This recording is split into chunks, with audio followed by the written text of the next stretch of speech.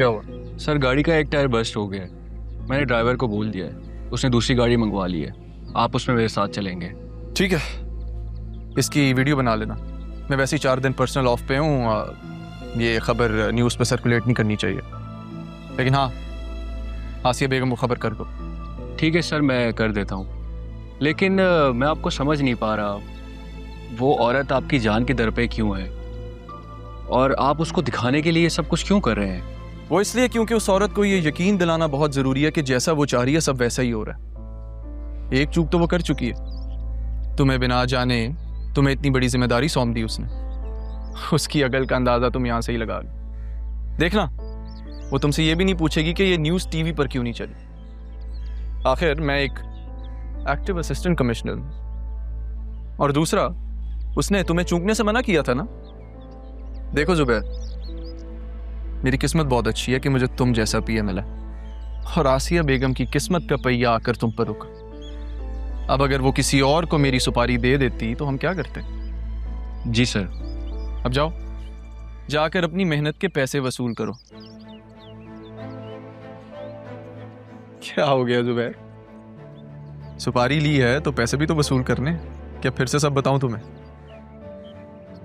मुझे आसिया बेगम सारे सबूतों के साथ चाहिए, पर यह सबूत किसी भी सूरत पुलिस के हाथ नहीं लगने चाहिए। ये मेरा जाती मामला है, इसे मैं अपने पर्सनल तरीके से हैंडल करूंगा। और तुम इस सब में मेरे एक वाहिद राजदार हो। जी सर।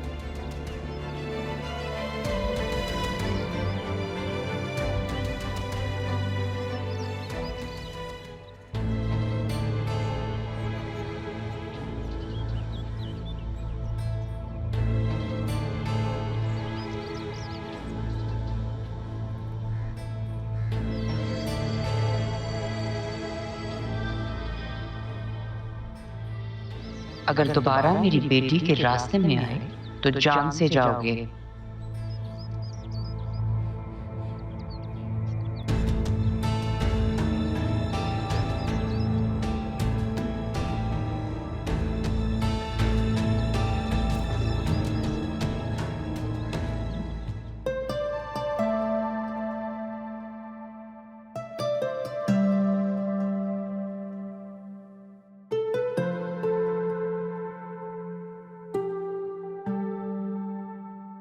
कैसे गुजरा दिन आपका?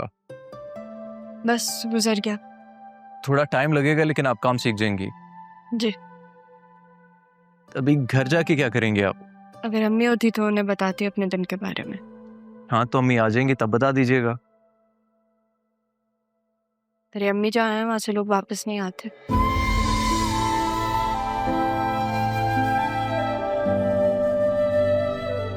सोच लो शाज, मैं वहां चली जाऊंगी जहां से कोई नहीं आ सकता, फिर मुझे ढूंढते रहना, मैं हर किसी में नहीं मिलूंगी।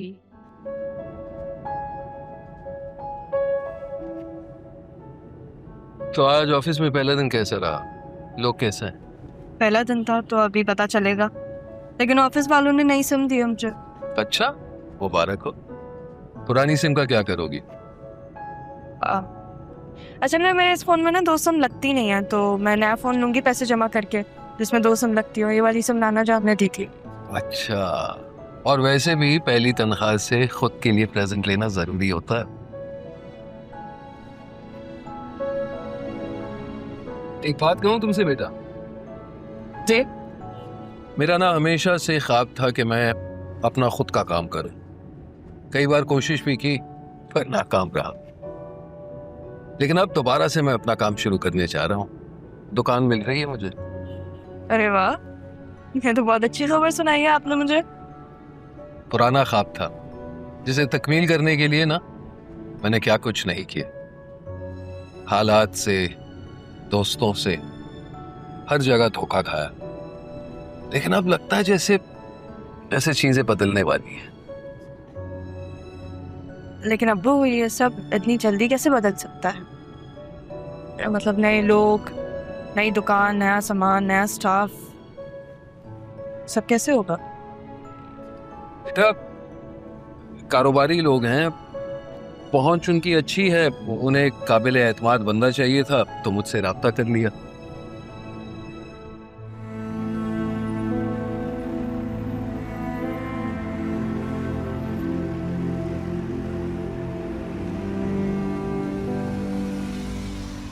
लिश्वा, तुम भी तो यही कहती थी, वहां चली जाऊंगी जहां से कोई नहीं आ सकता।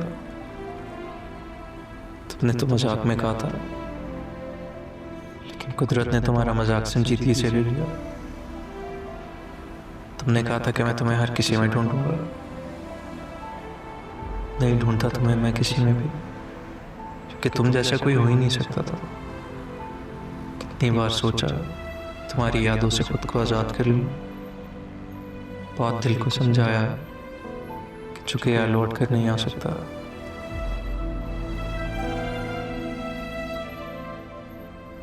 क्या किस्मत फिर किसी को मुझसे छीनने आई है? फिर वक्त किसी के जख्मों पे मरहम रखवाना चाहता है। पता नहीं तुम कौन हो, कहाँ से आई हो। कुछ ना कहकर भी रहा, तुमने मेरे वजूद में छुपी लिश्वा की यादों को फिर से ताज़ा कर दिया। जब से तुम्हें देखा है तुम्हें अपने सामने ही देखना चाहता हूँ।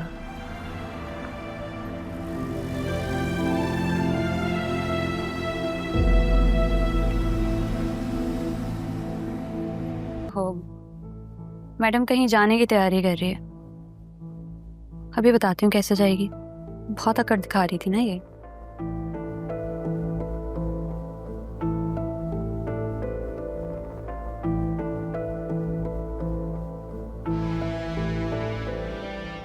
अच्छा, पोजीशन होल्डर है, अभी बताती हूँ जब इसकी सारी पोजीशन 0 होगी। क्या कर रही हो? ये पहला और आखिरी थप्पड़ है तुम्हारा। अगर दोबारा तुमने कुछ ऐसा किया ना तो ऐसी सजा दूंगी कि सह भी नहीं पाओगी। अम्मी, अम्मी, क्या हुआ? इसने मुझे थप्पड़ मारा है और कहा है कि जान से भी मार देगी। तुमने मेरी बेटी को थप्पड़ मारा है? जी मारा। अगर दोबारा इसने कुछ ऐसा किया ना तो ये जो झूठ कह रही है वो भी करके दिखाऊंगी। मारिएगा नहीं मुझे। पहला थप्पड़ आपका सह लिया, अब नहीं सहूंगी। इस घर में अगर आप किसी ने भी मुझ पे हाथ उठाने की कोशिश की तो हाथ उठने के काबिल नहीं छोड़ूंगी मैं। ऐसा ना करें आप कि मेरी माँ का बदला लेने पे उतरा हूं मैं।